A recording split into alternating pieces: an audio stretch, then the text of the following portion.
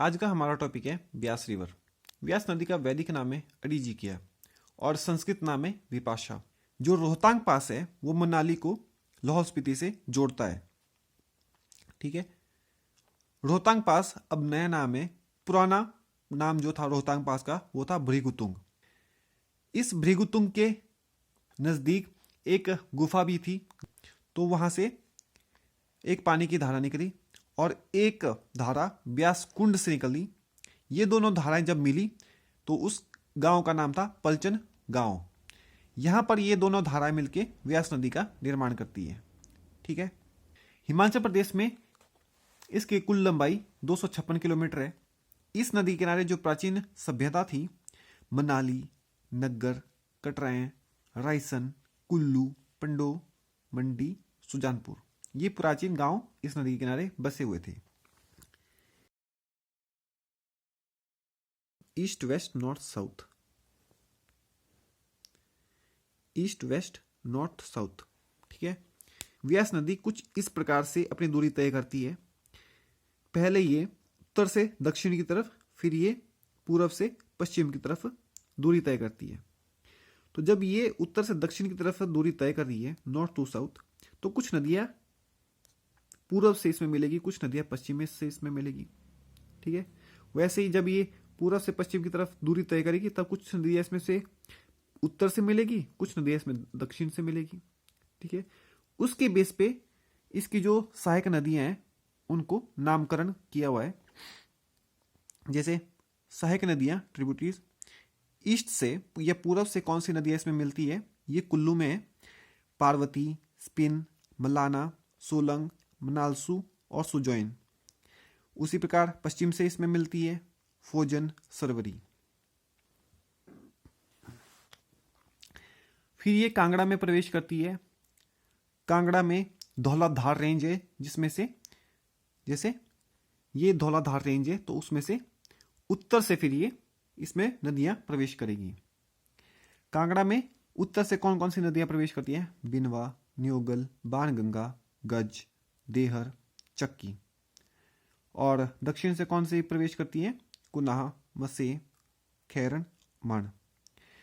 जब व्यास नदी कांगड़ा में प्रवेश करती है तो समधोल से कांगड़ा में प्रवेश करती है और मिरथल से कांगड़ा से बाहर होती है। मंडी में बाजवा से मंडी में प्रवेश करती है कौन सी नदी? ब्यास नदी। ब्यास नदी बाजवा से मंडी में प्रवेश करती है।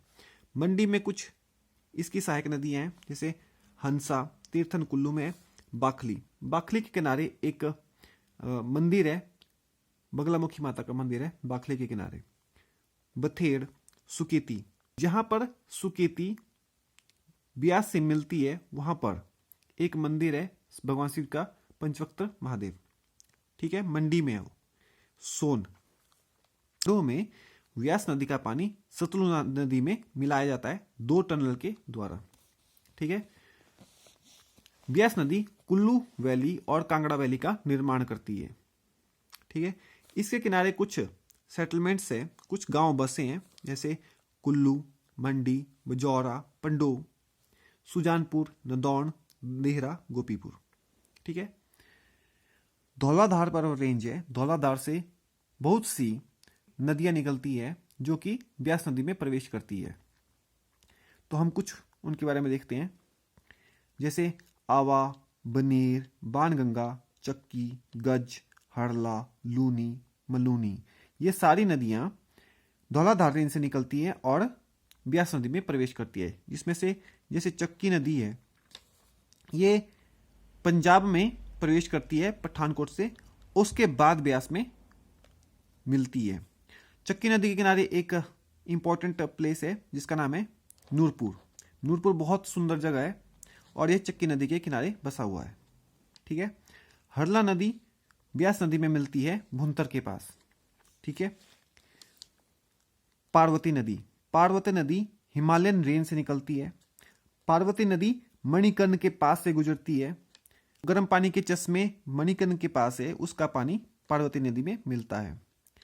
और पार्वती नदी शमशी के पास ब्यास में मिल जाती है।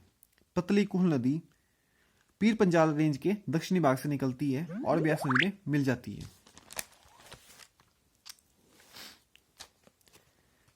सैंज और तीर्थन नदी हिमालयन रेंज से निकलती है जो कि धौलाधार को काटती है और ब्यास नदी में मिल जाती है। ठीक है, और ये लारजी के पास, दोनों नदियाँ लारजी के पास ब्यास नदी में मिल जाती हैं। ऊहल नदी कांगड़ा से इसका उद्गम स्थान है और मंडी के पास ये ब्यास नदी में मिल जाती है। इस ब्यास नदी के ऊपर कुछ हाइड्रो इलेक्ट्रिक प्रोजेक्ट है जो आप यहाँ पर देख सकते हो। ये था हमारा ब्यास नदी के बारे में।